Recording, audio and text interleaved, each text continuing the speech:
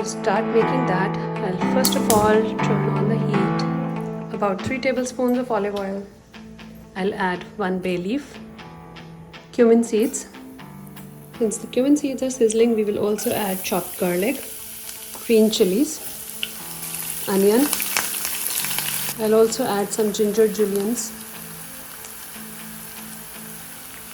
just a little bit of salt, turmeric, red chili powder,